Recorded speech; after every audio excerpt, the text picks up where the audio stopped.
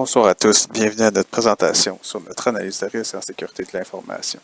Hydro-Québec est une société d'État spécialisée en production d'électricité dont la mission est de fournir une alimentation électrique fiable et des services de grande qualité. Elle est divisée en 4 secteurs d'activité: la production, le transport, la distribution et la recherche et développement. Son environnement est riche du côté technologique et économique, et avec l'évolution des technologies numériques, l'avenir présente des opportunités, mais apporte aussi son lot de menaces. Notre mandat a été motivé par le fait que les menaces contre le secteur énergétique en général augmentent et que les besoins en sécurité de l'information de l'organisation évoluent. Pour notre part, notre équipe va se pencher surtout sur le secteur de la production. Notre approche d'analyse a été la suivante. Premièrement, on a élaboré une méthodologie. Deuxièmement, on procède à l'analyse de tous les risques pour en arriver ultimement à un registre complet des risques. Afin de vous donner un aperçu de ce registre, on va vous présenter les risques que nous avons identifiés comme étant les plus critiques. Et pour chacun de ces risques critiques, nous allons faire un constat de nos recommandations de traitement. Je vais laisser mon collègue Georges vous expliquer notre méthodologie. Tout d'abord, je voulais remercier mon collègue Jérôme pour l'explication de la première partie. On a identifié nos actifs en se basant sur l'approche PPT, People Process Technology, vu que toute attaque qui touche le système d'information passe par l'exploitation d'au moins une vulnérabilité qui peut être technique, humaine ou organisationnelle. Ainsi aussi l'approche PDCA, afin d'assurer le maintien et l'amélioration de notre processus de gestion de risque, et finalement la norme NERC-CIP pour identifier nos actifs et la norme ISO afin d'apprécier et traiter nos risques. Dans le tableau numéro 1, on identifie les différents actifs communs et les vulnérabilités qui pourront être présentes dans nos actifs. Bien sûr, on peut aller en détail dans chaque actif, mais le fait que le temps est restreint, je vous invite à les vérifier. Ceci nous amène à la catégorisation de nos actifs qui va permettre à notre organisme d'évaluer le degré de sensibilité de son information dans les actifs présents dans le but de déterminer le niveau de protection versus le risque encouru en matière de disponibilité, d'intégrité et de confidentialité de données. On a utilisé la pratique recommandée en sécurité de l'information par le gouvernement de Québec, la version 2.1 qui nécessite de passer par les 4 points suivants: l'étude préliminaire, la préparation de l'exercice de catégorisation, l'exercice de catégorisation et maintien de registre. On a considéré nos actifs qui sont attachés aux équipements ICS dans le tableau 3, tels que équipements industriels de production en fonction de leur connectivité, réseau, base de données, système de surveillance, en faisant l'hypothèse que s'ils seront confrontés par un bris de sécurité, l'impact sera sûrement très grave et différentes lignes de production seront touchées par ce problème qui peut amener à des grosses pertes financières et réputationnelles. On a donné une échelle de 1 à 4 afin de présenter les niveaux de gravité de chaque actif en cas de brèche en matière de sécurité de l'information. On a commencé par identifier les différentes vulnérabilités qui sont présentes dans nos actifs et les équipements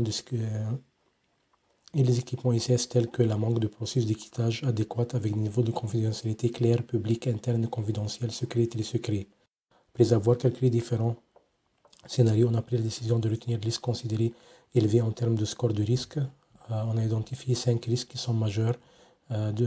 Scénario 4, pilotage avec accident. Scénario 6, compromission vol. Scénario 7, compromission vol, données confidentielles. Scénario 10, attaque par injection. Scénario 16, perte de production en cas de brèche. Merci Georges. Le tableau qu'on voit ici reprend les risques critiques que mon collègue vient d'énumérer et présente nos suggestions de traitement pour chacun.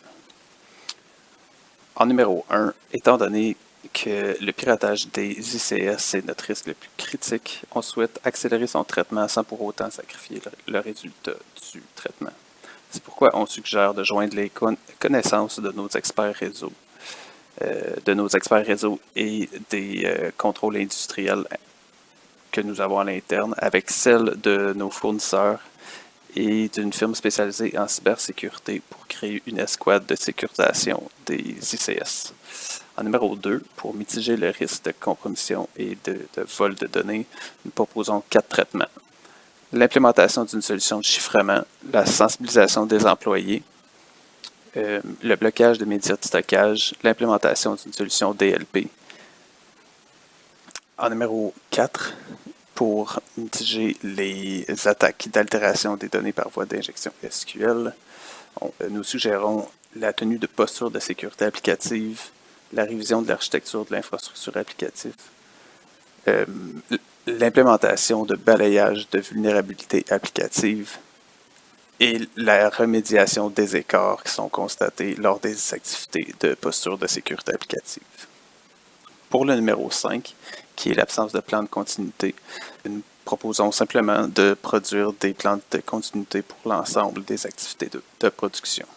La prochaine question est « Comment pouvons-nous juger de l'efficacité de nos traitements? » Voici comment. Premièrement, l'efficacité de l'endurcissement des ICS sera mesurée avec des tests d'intrusion.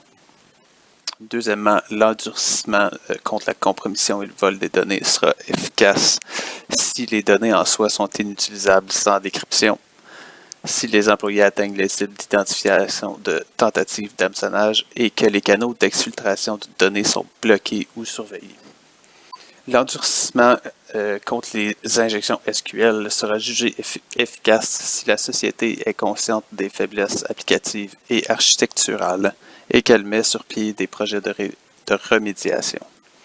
Des tests d'intrusion peuvent également confirmer l'évolution des traitements.